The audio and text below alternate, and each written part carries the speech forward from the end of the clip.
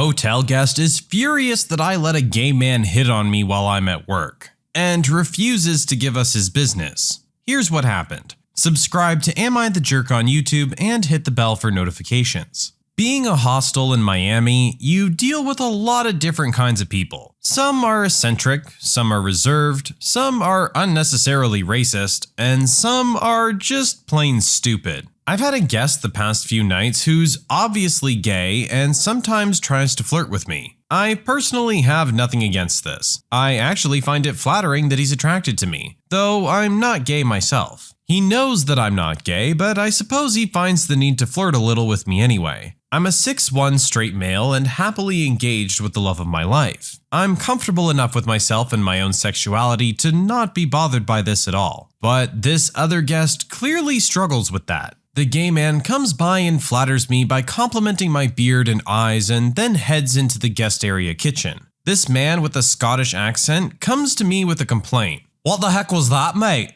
"What?" "That queer just got all feely on you, and you don't have a problem." "I'm sorry, sir, but how is that your business?" "'Cause a man like yourself shouldn't have to be flirted with like a pixie, mate." "I'm sorry that that bothers you, sir, but that's none of your concern. Please enjoy the rest of your night." "Oh, so you are a..." Insert homophobic slur here. At that point, I just became more done than my steak. I just gave him the ultimatum. "Sir, here at our hotel, we tolerate people of all backgrounds and sexualities. If you can't respect that, then you're welcome to find other accommodations for your stay here in Miami." The Scottish man proceeds to flip me the bird and walk away to the guest area. Moments later, the man who was being a flirt came out and said that the Scottish man came into the kitchen and started calling him and his friends homophobic slurs and went to his room. I went after the Scottish guy to kick his dumb butt out, and he tells me, "It's fine, you queer lover, I'm leaving anyway. This place doesn't deserve me money." I proceed to get his passport photo from our system, upload it to the group chat I have with other night auditors in the area, specifically for do not rents and dangerous people, and went about my night. My new gay friend bought me some pizza and wings, so that was cool. It was just a nice thank you for dealing with that jerk.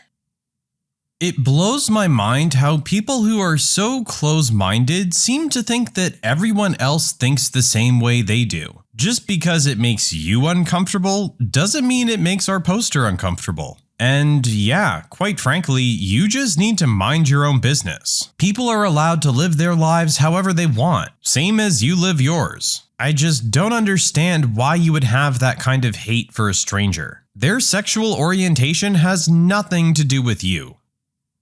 Entitled parent that I'm babysitting for decides I don't need to know about the baby asleep upstairs. I used to do some babysitting and nannying work as a teenager for extra cash. Most of my regulars were lovely, but you do get the odd entitled parent. I was a very popular babysitter in the area and would happily work with very short notice, so regularly got calls from parents who had been given my number needing a babysitter within a few hours. This meant when I got a call from a parent of a classmate of one of my regulars' kids needing a babysitter that evening, it wasn't that surprising, and I happily accepted. The referral came from one of my favorite regulars, so I had no initial concerns. First red flag was they had a huge Rhodesian Ridgeback dog, which was rather protective of his house. But I'm good with dogs and we got on pretty well after a small introduction. Unexpected, but fine. Side note, please warn people if a rather protective dog is wandering the property. It was about 5 p.m, so I go through the usual asking for rules. Does their 9-year-old son need dinner, bedtime, etc.?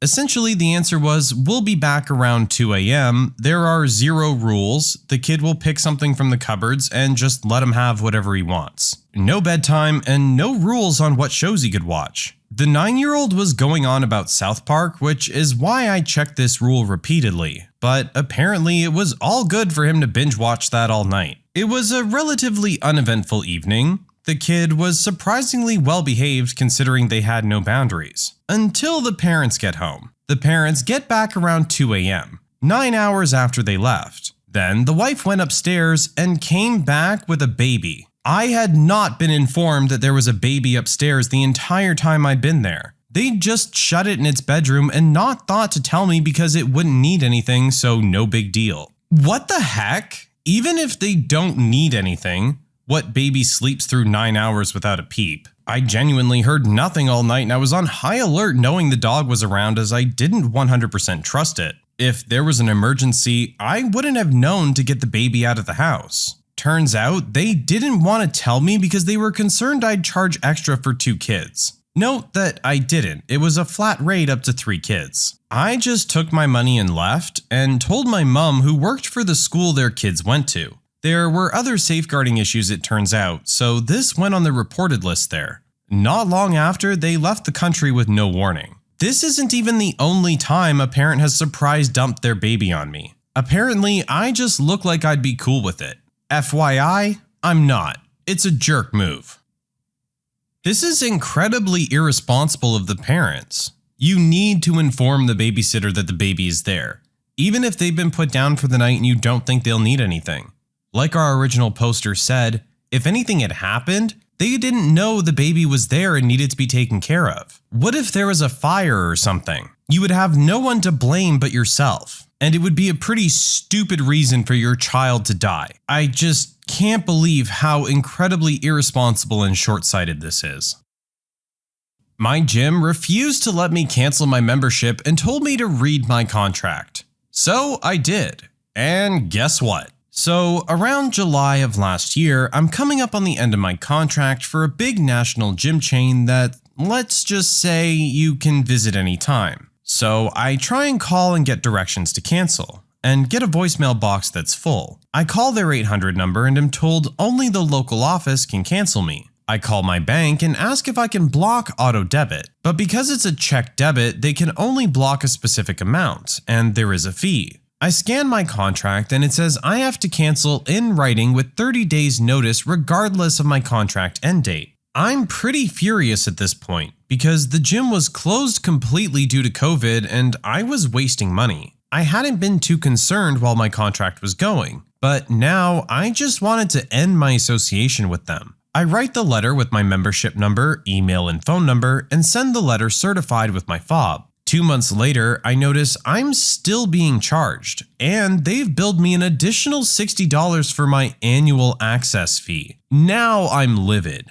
I find the customer service email and explain the situation with specific dates of calls, letters, and attempted visits to the office. I ask that my membership be canceled and a refund for the past several months in the annual renewal. I receive a rather curt response saying that they will start my cancellation, but I will have one more monthly charge because there is a 30-day notice. I respond asking them to read my messages and see that is what I already did by mail. Apparently, the local manager has been letting mail pile up as they don't have someone at the office part-time, so no one has seen my letter. I say this to the email rep. They then ask me to read my contract and state that even if I can demonstrate the letter was sent, I would still be on the hook for the 30 days and the annual fee. She says I need to read my contract if I have any questions, and I do. Turns out, near the end of this very long document is section 20.1, which states the following. Unexpected events. We are not responsible if members cannot use our club because of an event caused by a natural force, such as a fire or a flood, or a road or building closure or something similar beyond our reasonable control. If this continues for more than 30 days, then either you or we may cancel this agreement immediately by written notice. No fee will apply. So I respond with this new knowledge I have, and point out the gym had been closed 90 days prior to my original letter, and even greater than my email cancellation request. I also threaten the following if they don't refund me back to my original contract end date. I will pay people I know to picket their gym. I'll hand out flyers telling people about this provision of the contract so others in the middle of their contracts will be able to cancel without a fee. I'll publish an article in our local online newspaper about the trouble I've had offering advice to others.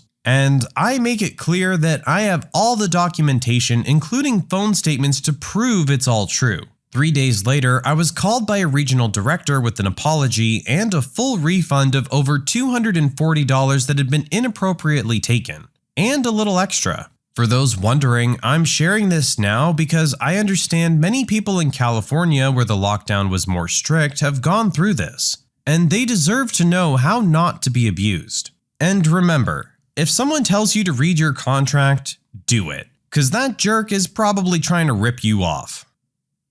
It really is kinda gross some of the things that went on during lockdowns. Like here, we have a corporation who's charging members for a service that they know they can't fulfill, and are actually fighting the members trying to cancel. Meanwhile, a lot of people were having a hard time making money at this point, and couldn't afford to be paying for a gym that they're not going to. This is really just another example of corporate greed.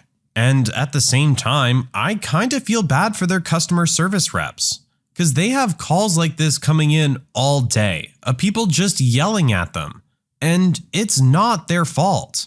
They can't do anything about it. All these decisions come from higher up, and they spend all day getting yelled at. It's understandable if they get bitter and short with the people that they're talking to. It's just bad for everyone involved, except of course the 1%. Do you really think you can just steal my lunch every day with no consequence? While I was working on a construction site while waiting for an enlistment date, someone kept eating my lunch from the fridge. Tried to catch them, but to no avail. The following Monday, I get up, get out a tin of cat food, mayonnaise, and sweet corn, and mixed it all together for what somewhat looked like a tuna mayo sandwich. Placed it in the fridge and kept my lunch in an icebox in the van. Come lunch, and I come in with my lunch, check the fridge, and lo and behold, the cat food lunch has disappeared. So I announced to everyone that I didn't know who's been stealing my food, but I hope they enjoyed the cat food and mayo sandwich that they'd stolen. Some fat guy goes green and shoots to the toilet. Everyone else was laughing their butts off at him and saying it's been happening for months and nobody knew who it was. I sincerely hope he learned his lesson and that there's always someone more devious than you. I know how to be a jerk too. Yeah, this one is a classic reap what you sow. You're gonna keep stealing people's lunch. Eventually, they're either gonna find out or they're gonna screw you over in some way like this. Just bring your own lunch, dude.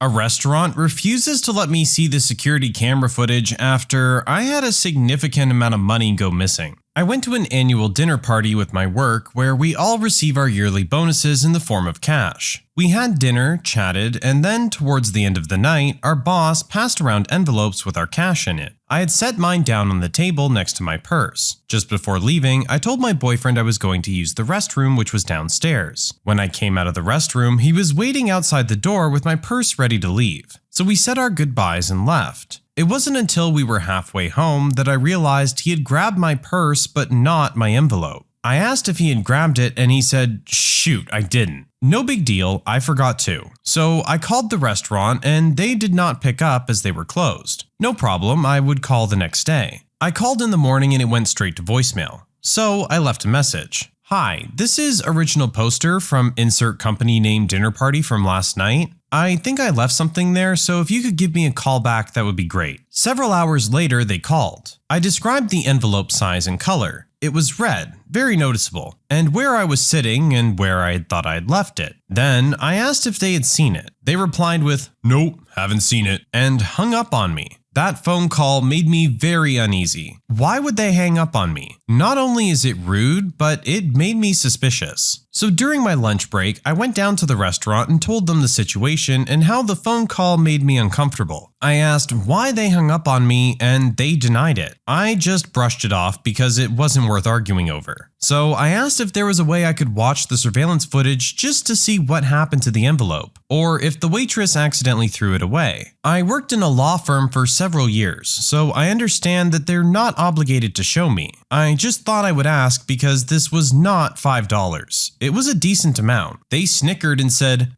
"Not for you to watch," and asked me to leave the restaurant because they aren't interested in being accused of something they didn't do. I left and immediately called my boss to tell him the situation. He called the restaurant and several hours later my envelope was found and I got my money back. When I went to pick up the envelope, they said, "Our employees had to dumpster dive to get this back for you." Almost as if they were trying to guilt trip me. Maybe that's just in my head, but it seemed that way because I never asked them to go to those extreme measures. Just wanted to see the footage. So am I the jerk for requesting to see the security footage?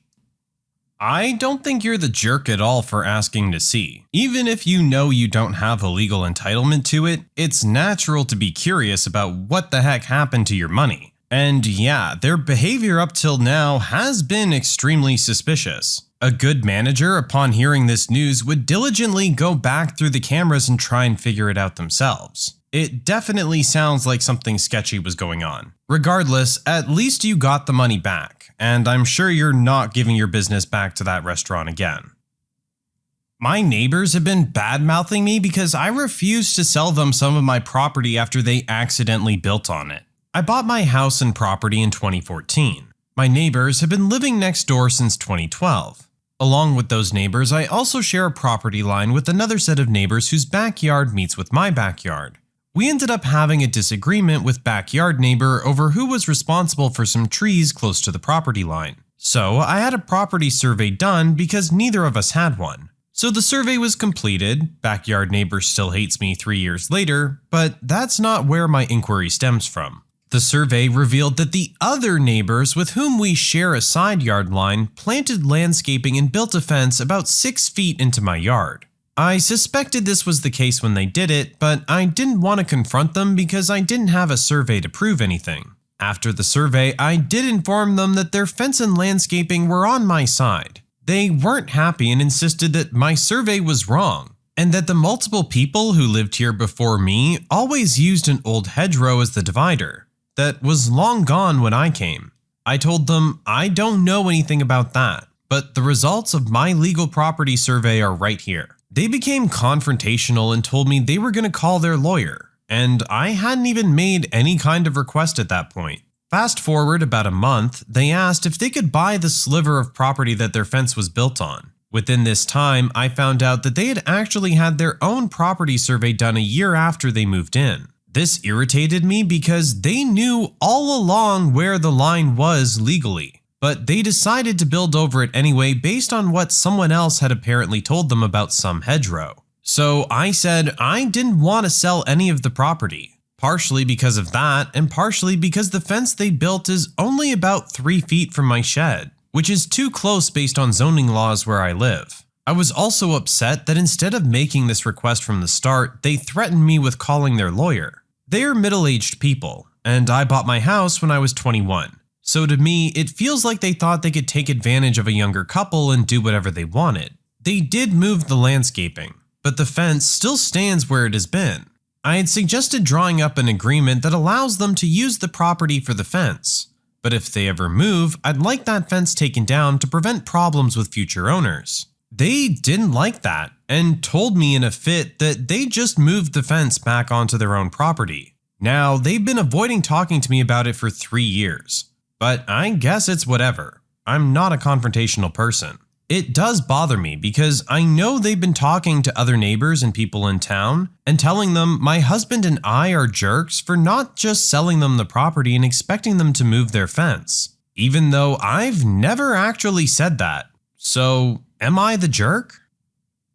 I think our original poster has been more than reasonable at just about every turn on this one. I really don't understand why the neighbors are being so confrontational about it. Our poster's trying to work with you here. They've even offered to give you an agreement to leave the fence where it is, but just to take it down when you go to move. Is that really a big deal for you? Also, there was never any attempt to actually have a conversation about what you guys were going to do to solve it. You just immediately blew up and started bringing lawyers into the mix, then voluntarily started to move everything. Our original poster says they never asked for any of this to happen. So to turn around and start bad-mouthing them to the entire community is just not fair. Mind you, I'm not a property owner. I live in a big city and I've lived in apartments pretty much my whole life. So I don't know anything about property disputes. But I think we've all seen a lot of those videos on social media of people having these types of confrontations. And I know it can get pretty heated. People are very defensive of their space. But the difference here is that these neighbors knew that they were encroaching on someone else's property and are still choosing to handle the situation like this when that neighbor is being very understanding of the situation. It doesn't make any sense to me. They're trying to work with you. You just want to be angry, so go be angry. When you subscribe, make sure to hit the bell to turn on notifications. Put the playlist on in the background to finish listening to all the stories linked at the top of the description. And if you like Am I the Jerk, give Am I the Genius a shot, linked in the description as well. Either way, thanks a lot for watching, and we'll see you guys next time.